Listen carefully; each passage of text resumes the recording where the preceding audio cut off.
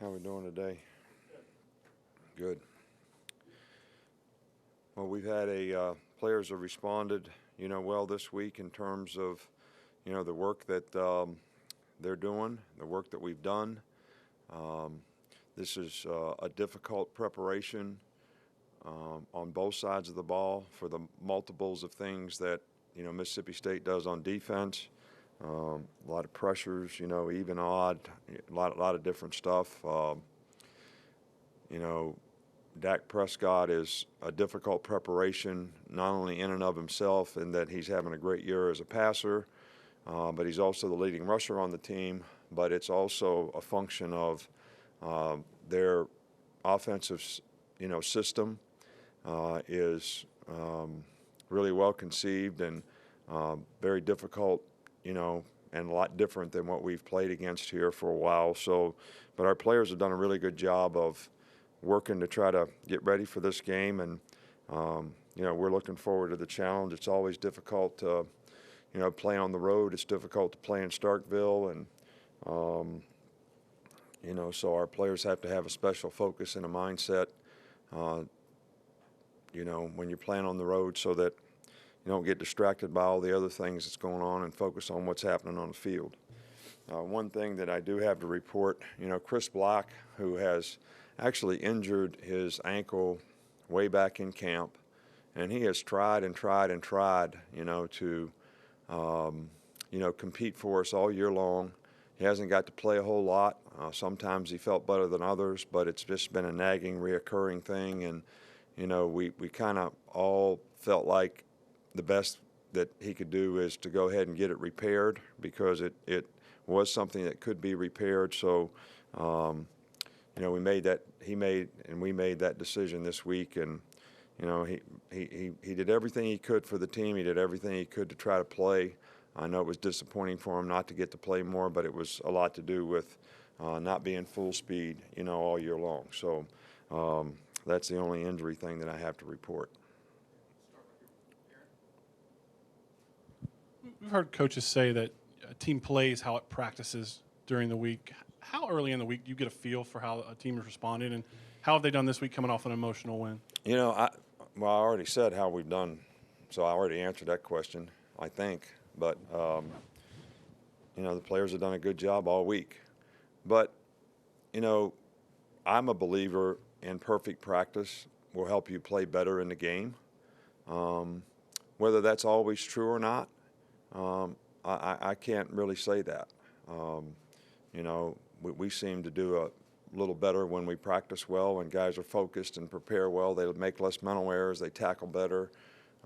We have less penalties. We play better on special teams. I don't think you can really compete the way you need to compete against really good competition if you don't have the right level of sort of mental intensity.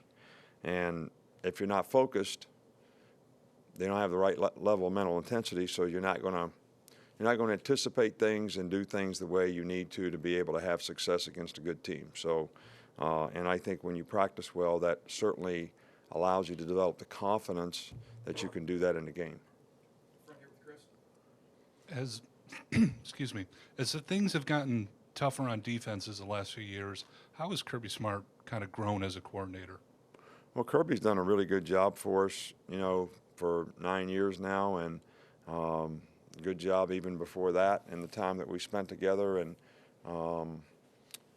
I think that the more history you have on people that you play, so the continuity, being in this league for a long time, it helps.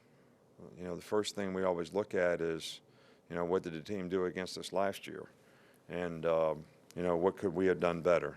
And how do we need to adjust that? So, but that carries over with your coaches too, because they've been through it, they know it, they understand it. We study it in the off season to try to get things fixed. So I think the continuity really helps. I mean, knowledge and experience is invaluable when it comes to being a signal caller. And, Kirby has done a fabulous job for us. First, just to follow up, Coach, will Chris's recuperation from surgery, will that take him through the spring being out? I can't say that for sure. You know, I didn't talk to Doc after the surgery. I probably will soon, but I don't think he'll be able to return this season.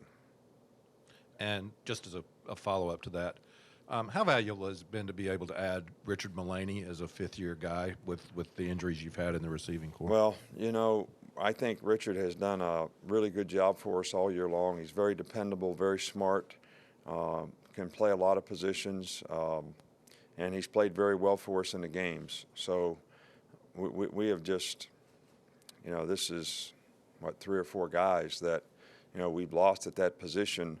And if we didn't have him, I think he filled a tremendous void for us and did an outstanding job of it. And I don't, with the guys that we got hurt, we wouldn't have had anybody else really to fill that void. So, you know, hopefully we can stay healthy from here on out and not have any more issues at that position, especially. You touched on this a little bit, but when preparing for a guy like Dak, do you use multiple guys, and also who's been sort of filling that role to give your defense a look this week? Well, you know, they're a fastball team, so they're gonna go pace of play. You know, they're gonna try to keep you from being able to substitute. They stay in the same personnel group about 95% of the time, so they're not substituting a lot. So I think, you know, our theory of what we've tried to do all year long is, you know, play a lot of guys, especially up front, so that, you know, sometimes in roles, but sometimes just sub them in there to play so we don't get, you know, tired. And we don't get the big guys tired especially. So they don't just let you substitute at will. So you got to rotate your guys the best you can. And, you know, that's our plan going into this game. You said that they were a little bit different than they had been in the past offensively. Is that No, what I you're didn't say they were different. I said it different than what we've played against. Okay. All right. Then we'll just ask them about their running game. I know Dak runs the ball most of the time, but what do you see from their running backs and their ability to run? Right. Well, you know, the running backs that they have do a really good job. They're good receivers. You know, one guy's small and very fast and very quick, very elusive. The other guy's a little more all-around, you know, sort of power back. And but, you know, the guys are good receivers. They do a good job of executing their offense, and they all have capabilities of making, you know, big plays. I don't think their lack of production is because of their ability. I just think it's their choice that the skill guys they have, the receivers they have, the quarterback that they have, I think they just pass the ball more, you know, this year. And that lends itself to making the quarterback runs even more effective. Nick, 2 quick questions. First of all, I know you mentioned about Starkville being a tough place to play. Players have talked about like the cowbells and different things that make that kind of a unique environment. From your perspective, what aside from that or including that makes it a tough place to play? Well, I've yet to be any place in the SEC and I've been in this league now for 14 years. I've yet to go anywhere where it's not tough to play. All right, and I'm not, you know, I mean, you tell me where it's not tough to play. It was tough to play at Georgia. It was tough to play at A&M. It was going to be tough to play this week at this place. It's tough to play when you go to LSU. It's tough to play when you go to Florida. It's tough to play when you go to Tennessee. So, you know, the cowbells are the cowbells. You know, you can think about and focus on the cowbells, or you can focus on what you got to do your job.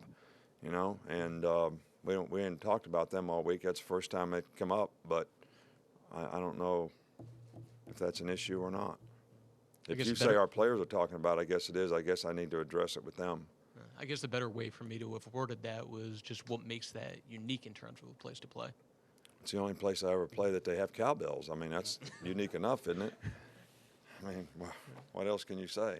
Hey, and the second question was just in terms of Cam Robinson. So you said the other day how you felt like he played his best game of the season. Why did you feel like that?